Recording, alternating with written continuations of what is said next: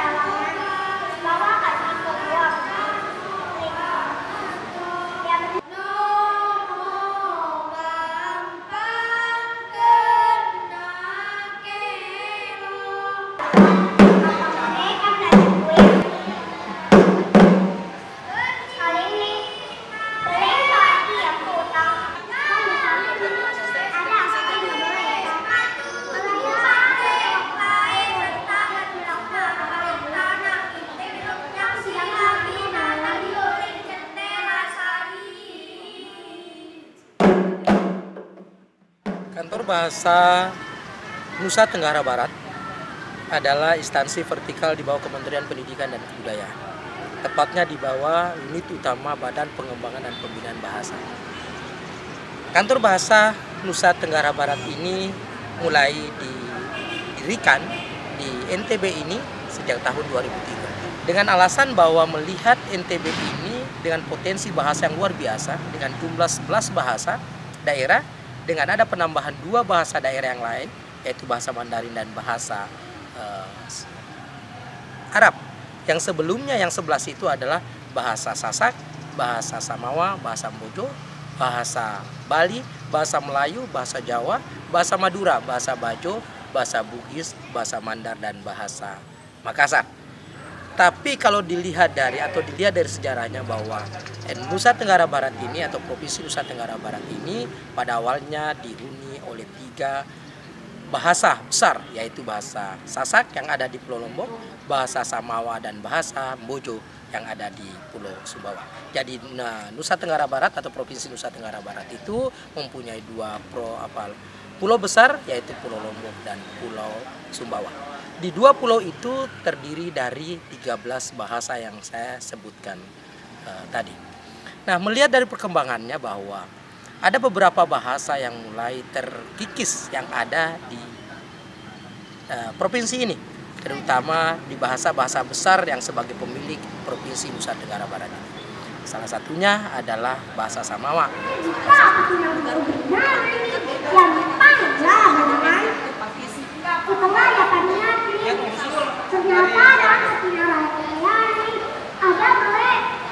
Lebih kemelas kembali desa apa tebu atau desa ini desa Pinggir desa Lekong karena apa nih kalau benar ini buat miri bau dari dalam kita meraih Ada anak lagi pengetahuan apa isi dengan kira-kira ada tuto bang Taki kok tegas ada tuto tegas kontak dengan Ada Bakuto sih. apa sih Ya, cerita tentang asal muasal desa Lekong.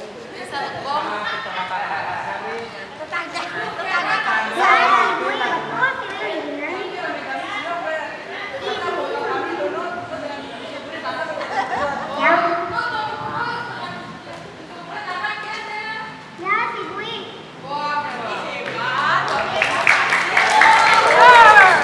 Kita sekarang berada di Istana Dalam Loka.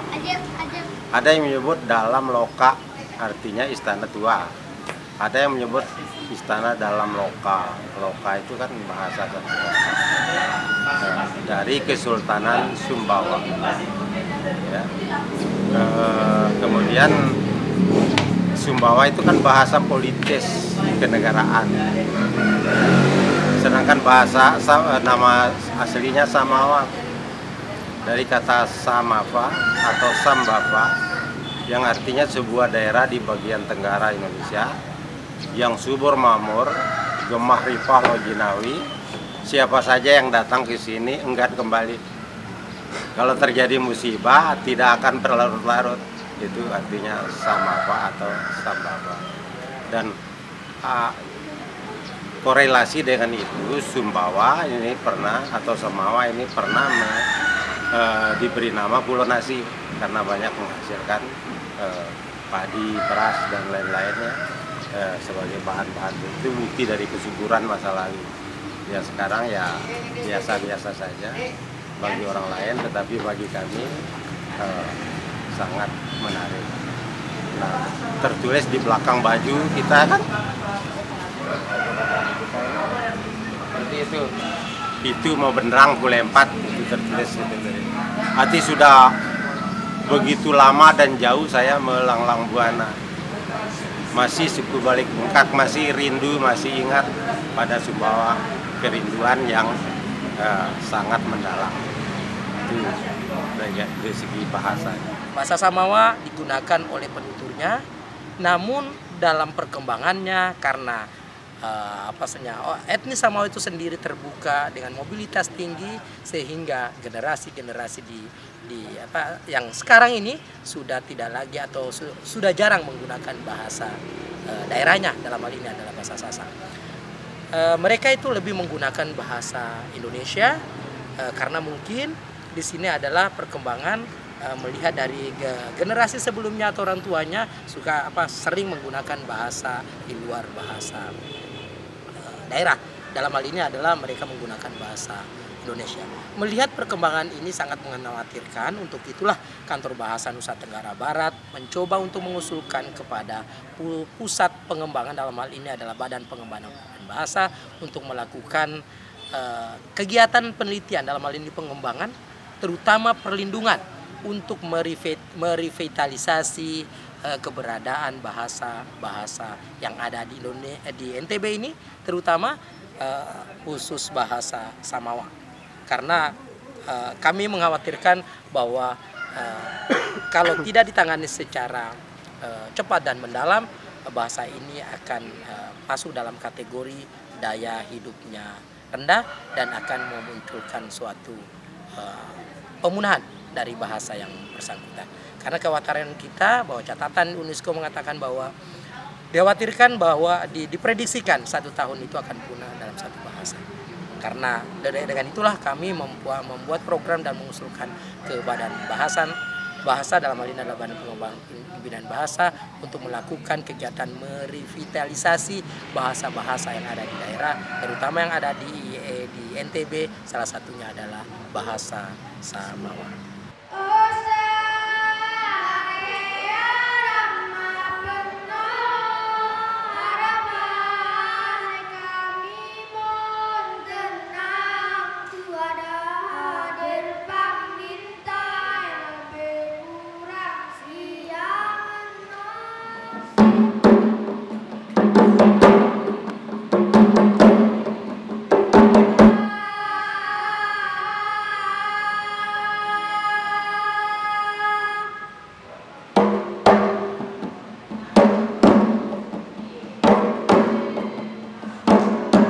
Bahasa dan sastra sekarang ini mulai dibangkitkan kembali, Pak.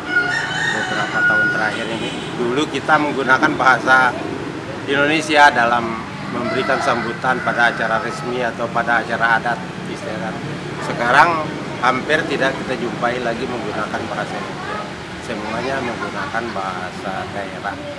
Karena memang sulit kita memahami sesuatu kalau menggunakan bahasa Indonesia. Ada yang tidak terwakilkan. Misalnya pengantin itu kan dari bahasa Jawa, orang semua bilang pangantan. pengantan tidak sama dengan pengantin. Kalau pengantin hanya satu malam. Pengantan dari kata antan, Pak. Antan artinya seimbang antara suami dengan istri. Dari sisi mana saja tetap antan, sehingga tidak boleh terjadi perceraian.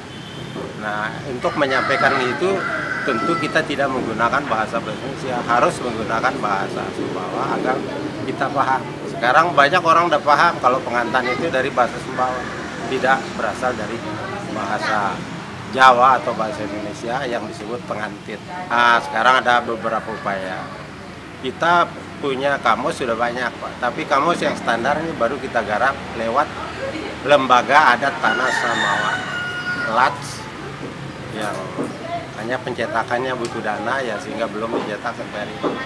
Kami juga sebagai penggiat bahasa dan sastra di mana-mana ikut terlibat. Misalnya di perguruan tinggi kita ikut membantu membuat kurikulumnya, karena harus dibelajarkan bahasa, sastra, dan budaya Samawa. Ada cerita rakyat, ya kan? Nah, mungkin saya tidak tahu apakah semua yang hadir itu memahami bahasa Samawa atau tidak. Jadi kita ingin membangkitkan ke mereka itu bahwa bahasa Samawa ini milik kita bersama. Ini bukan tanggung jawab, hanya tanggung jawab kantor bahasa, balai bahasa, kemudian pendidikan, tapi tanggung jawab justru adanya di tanggung jawab pemerintah daerah. Karena pelestarian bahasa sastra daerah itu adanya di pemerintah daerah, saya bukan pemerintah pusat. Nah, ini yang pemerintah daerah itu rapatnya kurang, Pak Usman, ya. Undang-undangnya sudah jelas. Dari 7 unsur kebudayaan universal yang terdiri dari bahasa, religi, mata pencaharian, dan lain-lain, yang nyaris punah ini kan bahasa. Karena anak-anak generasi sekarang itu cenderung menggunakan bahasa lain, terutama bahasa Indonesia.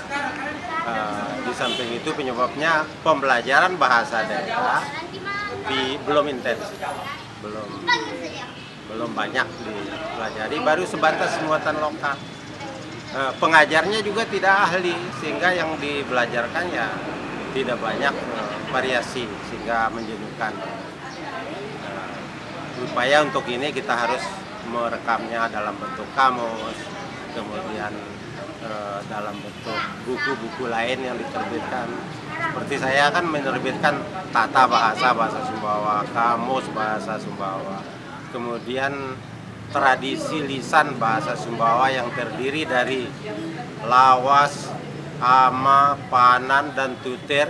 Ini semua harus direkam kembali agar generasi yang akan datang bisa membaca. Dan di sekolah kalau sudah ada kurikulum muatan lokal tentang itu, ya perlu terus dipelajari. Nah, hanya saja kelemahannya di sekolah saya lihat guru-gurunya yang tidak qualified tentang pelajaran bahasa dan sastra daerah Sumbawa.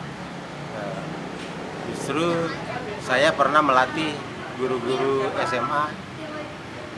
Setelah saya teliti siapa pesertanya itu, ternyata orang Sumbawa keturunan Jawa, orang Sumbawa keturunan Lombok, orang Sumbawa keturunan Bima. Kenapa Bapak yang mengajarkan ini? Ya, alasan mereka untuk memenuhi kewajiban mengajar 24 jam. Jadi mungkin mereka mengajar agama supaya lengkap 24 jam, ya ditambahlah dengan muatan lokal. Itu berarti setengah-setengah hati itu namanya. Tidak sungguh-sungguh gurunya atau pengajarnya dibimbing secara khusus, dikursuskan atau di bagaimana caranya supaya punya kemampuan untuk mengajar bahasa dan sastra daerah. Karena sastra daerah juga sulit, dia juga terus berkembang. Bahasa juga demikian, kan bahasa ini sama dengan makhluk hidup kan. Dia punya masa lahir, masa tumbuh berkembang, masa mati. Bedanya bahasa bisa dihidupkan kembali. Bagaimana cara menghidupkan kembali? Harus punya sumber. Ya, sumbernya itu kamus yang sudah kita buat konsepnya dan sudah diseminarkan di Lembaga Adat Tanah Samawa. Iya, kemarin kan begitu saya datang, nah kemarin kan begitu saya dirasa itu ini saya harus mengubah, tapi tidak boleh mengubah Setelah disetujui program atau kegiatan revitalisasi bahasa-bahasa daerah terutama yang ada di NTB, kami menyusun metodologi dalam hal ini adalah cara melakukan revitalisasi itu sendiri yang ada di daerah terutama bahasa Samawa. Beberapa tim baik itu dari pusat atau pusat pengembangan Badan Pengembangan Bahasa bersama tim ya dari Kantor Bahasa Nusa Tenggara Barat. Yang pertama itu adalah ada beberapa tahapan kami mencari sumber informan mulai dari itu bahasawan, sastrawan, budayawan dan sekaligus tidak lepas dari pemerintah daerah, dukungan pemerintah daerah yang ada di kabupaten ini terutama kabupaten di mana bahasa Samawa itu ada. Kami melakukan suatu riset atau penelitian pendataan tentang melihat kondisi sebenarnya yang ada di Sumbawa ini, terutama bagi penuturnya, terutama lagi kepada penutur-penutur generasi-generasi muda. Nah, dengan itu kami melihat bahwa ini ada beberapa sikap terhadap bahasa bagi generasi muda itu sangat rendah. Untuk itulah kami melihat dan mencari tahu dan mengumpulkan generasi-generasi itu untuk kami berikan pembimbingan dalam hal ini adalah pemberitahuan atau pembinaan tentang bagaimana kedudukan dan fungsi bahasa daerah itu untuk mempertahankan keberadaan yang ada di daerahnya. Karena keberadaan sebuah bahasa itu sangat penting. Karena kita harus tahu bahwa sampai sekarang pun seorang, sekelompok, bahkan etnis atau bahkan bangsa sekaligus tidak bisa menciptakan bahasa kecuali kita harus mempertahankan bahasa itu. Dengan itu kami mengundang, setelah itu kami mewawancara dan memberikan instrumen untuk menggunakan bahasa itu, dan yang tidak kalah pentingnya adalah kami merevitalisasi dalam hal ini adalah terutama bentuk pementasan. Karena yang kami lihat, data-data yang kami peroleh terutama dalam hal ini adalah lemahnya penggunaan bahasa dalam istilah di bidang kebudayaan yang ada di kabupaten ini. Untuk itulah kami dalam semua ranah-ranah kebudayaan kami mencoba dalam hal ini adalah karya sastranya untuk kami pentaskan untuk dijadikan sebagai dasar bahwa inilah salah satu bentuk merevitalisasi bahasa dan sastra yang ada di kabupaten ini. Berbicara tentang tradisi lisan di Sumbawa itu, hampir semuanya itu bersumber dari seni lawas. Seni lawas itu adalah ya kalau boleh kita sebut itu puisi tradisional, puisi tradisi yang memiliki pakem tersendiri. Tidak sembarang orang sebetulnya mampu membuat lawas itu. Nah, lawas-lawas lama, lawas baru itu bisa kita pakai sepanjang itu bisa membuat pesan-pesan yang ingin kita sampaikan. Baik itu sakeco misalnya. Sakeco itu sumbernya mesti memakai lawas karena dia tradisi lisan. Dia dimainkan dengan memakai rebana dengan lagu-lagu khas yang terdiri dari dua tipe, yaitu tipe Anurawi maupun tipe Anusiep. Nah, keduanya ini memiliki kekhasan sendiri. Ya tentunya bukan berarti orang sebelah timur, Anusiep itu sebelah timur, tidak mampu menguasai gayanya barat, bagian barat Sumbawa. Demikian juga sebaliknya, semua mereka bisa mampu, tetapi kedua tipe ini memiliki kekhasan tersendiri dalam bentuk seninya. Penyampaiannya dengan memakai dua orang pemain, memakai rebana, dengan menembangkan lawas-lawas yang telah dimodifikasi sedemikian rupa, sehingga sangat menarik untuk kalangan masyarakat Sumbawa itu sendiri. Bahkan termasuk ke etnik-etnik lain bisa menikmati, bisa mengapresiasi lawas ini. Nah, salah satu buktinya itu sampai seni sakeco ini sampai dibawa ke Jerman, ke Malaysia, ke Singapura tempoh hari, itu atas permintaan Kedutaan Besar Indonesia atau lembaga-lembaga kesenian yang ada di luar negeri meminta penampilan sakeco. Kemudian yang berikut dalam upaya ini adalah batutir. Nah, batutir ini menarik, termasuk upaya literasi kita di sekolah-sekolah. Sekarang ini kami berupaya untuk menerbitkan atau mengumpulkan cerita-cerita rakyat yang dengan bahasa daerah, lalu mereka diajarkan ke anak-anak, tentu mampu menceritakan kembali pada orang lain. Jadi Batiteri itu adalah bercerita kepada orang lain, kepada teman-temannya dengan bahasa daerah Samawa itu sendiri. Kemudian yang berikut yang kita pakai sekarang ini Rabalas Lawas. Rabalas Lawas itu adalah berbalas pantun sebetulnya, tapi bukan pantun.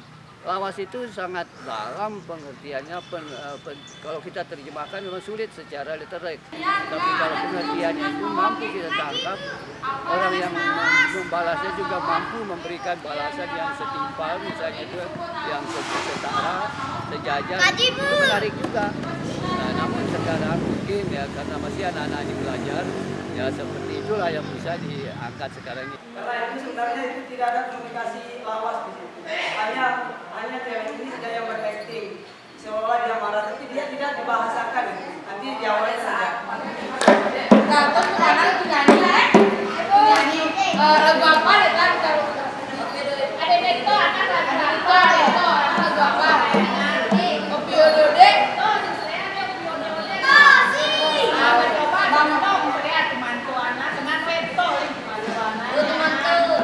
Satu, dua, tiga.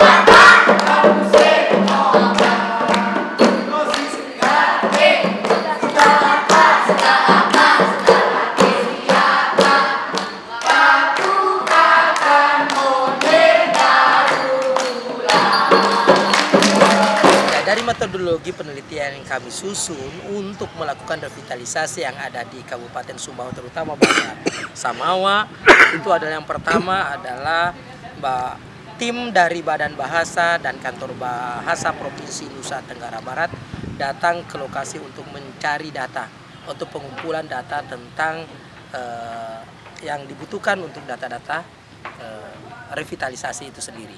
Dan tahap kedua itu adalah kami mengumpulkan, dan tahap kedua dengan ini kelanjutan dari tahap pertama, melihat bahwa ternyata di sini bahasa ini perlu direvitalisasi. Untuk itulah ada muncul tahap kedua, di mana tahap kedua dengan tim yang sama turun ke lapangan lagi untuk mengumpulkan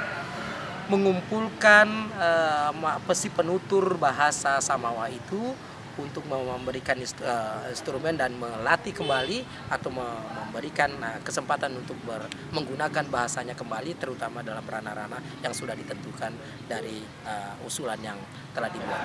Untuk pelestarian bahasa, sastra, adat, istiadat, dan budaya Samawa, kami ini yang giat, penggiat lah budaya itu dilibatkan dalam pengembangan bahasa sastra di sekolah maupun di perguruan tinggi. Sedangkan pemerintah kan mendanai upaya-upaya di lembaga adat tanah Samawa agar tetap mengembangkan seluruh kearifan lokal yang mungkin harus ditampilkan. Karena masing-masing daerah punya kearifan lokal sendiri. Sumbawa juga punya, tetapi belum banyak dikenal orang.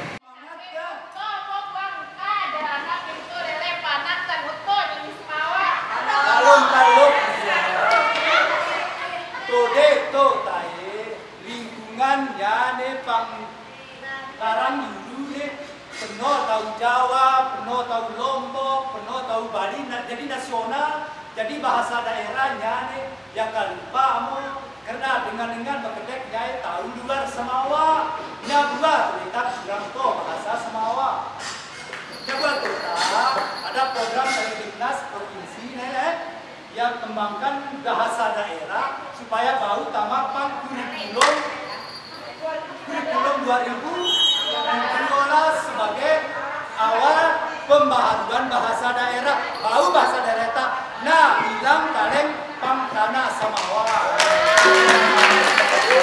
Di dalam kaitan dengan revitalisasi bahasa ini, jangan sampai menjadi debu di atas batu. Begitu datang hujan atau ditiup angin, debunya hilang. Artinya tidak membekas apa-apa. Supaya membekas apa-apa, ya bantulah kami untuk penerbitan buku yang bisa dibagikan ke sekolah-sekolah atau kepada masyarakat, sehingga betul-betul revitalisasi bahasa ini menjadi sesuatu yang terukir, ya, bagai mengukir di atas batu, dia tidak hilang. Kami sastra Samawa ini kan sastra lisan. Nah, ini bagus untuk diperkenalkan karena sulit dipahami oleh generasi sekarang. Kalau ini tinggal dilanjutkan saja, buku-bukunya sudah saya buat. Jilid 1, jilid 2, itu semua tentang tradisi sastra lisan berkaitan dengan puisi daerah, lawas namanya. Itu saya kira memang harus dari kecil dibiasakan mendengar, melakukannya. Kalau mau dikembangkan nanti kan ada buku-buku panduannya, sudah kita terbitkan, hanya jumlahnya masih terbatas. Ya, kalau kita berangkat dari penelitian Profesor Dr. Masun, di sini tidak ada lagi bahasa daerah lain, hanya bahasa Samawa saja yang dibagi dalam 4 dialek. Ada dialek Mangka, ada dialek Taliwang, ada dialek Tuhu, ada dialek Jerewe. Jadi penggunaan bahasa Indonesia selama ini sangat membantu persatuan dan kesatuan, tetapi bahasa daerah Samawa pun menjadi kunci dari persatuan dan kesatuan. Buktinya tidak pernah ada perang saudara antara, ya katakan dialek satu dengan dialek lain yang membentuk komunitas tersendiri, itu tidak ada persengketaan apa-apa. Nah, tetapi penduduk Sumbawa itu kan pendatang semua. Sangat suka, kenapa masyarakat Sumbawa sangat suka menerima pendatang? Karena penduduk Sumbawa kan umumnya pendatang. Ya, ahli mengatakan bahwa jangan pernah bangga menepuk dada bahwa kamu itu orang Sumbawa asli. Kalau tidak percaya, tarik garis keturunan 4 generasi di atasmu, maka kamu itu sudah terbukti datang dari luar Sumbawa. Sehingga di mana-mana gampang kita menerima tamu, gampang kita bersilaturahim, baik dengan sesama orang Sumbawa maupun dengan pendatang, karena kita di dalam kita mengalir darah pendatang. Jadi pengaruh dominan menggunakan bahasa Indonesia itu tidak masalah. Asal jangan kita gunakan bahasa daerah yang di dalamnya banyak hal yang tidak nyambung dengan bahasa Indonesia. Banyak istilah-istilah yang harusnya berbahasa.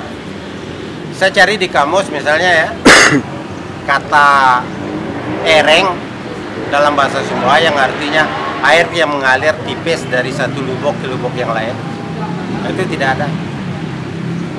Ini ada istilahnya ereng. Kalau lubuk di sini tiu artinya. Nanti perlu dipertahankan agar begitu kita menyebut ereng sudah tahu bagian dari mana di kali itu. Bagian air yang mengalir tipis dari satu lubuk ke lubuk lain. Dan biasanya ada suara gemercik, itu kita cukup disebut dengan ereng. Generasi muda sekarang ini yang sudah banyak lupa diberi pemahaman tentang kosakata-kosakata yang ada. Tahapan yang terakhir yaitu kami melakukan pementasan bersama dengan penutur bahasa Samawa itu, terutama yang dalam karya sastranya yang dilakoni oleh para siswa atau generasi-generasi muda yang ada di Kabupaten ini. Insya Allah ke depan event-event festival seperti ini akan selalu diadakan baik oleh Dewan Kesenian Kabupaten Sumbawa maupun oleh lembaga adat Tanah Sumbawa itu sendiri. Ode, me, pang, nyampe, pang mau